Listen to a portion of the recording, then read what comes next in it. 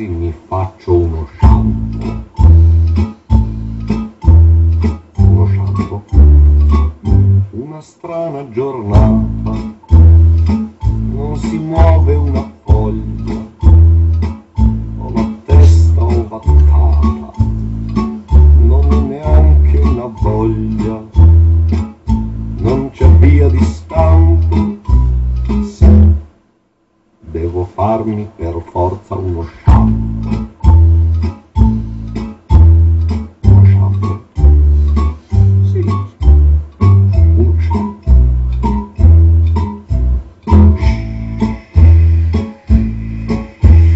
Prende l'acqua, scroscia l'acqua calda, fredda, calda, giusta. Shampoo rosso, giallo, quale marca mi va meglio?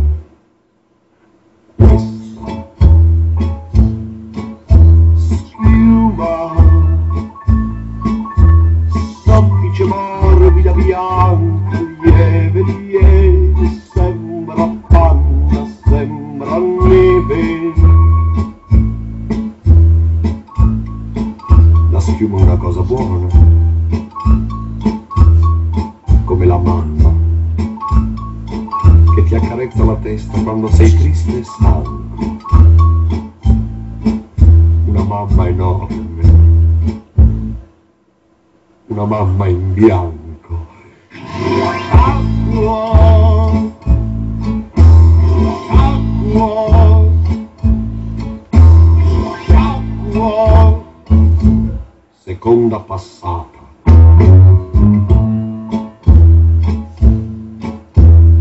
Son convinto che sia meglio quello giallo senza canfora. I migliori son più cari perché sono anti-porfora.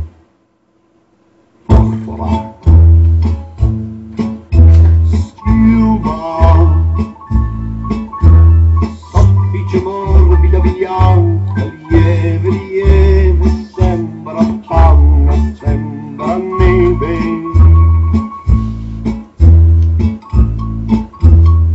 La schiuma è una cosa sacra,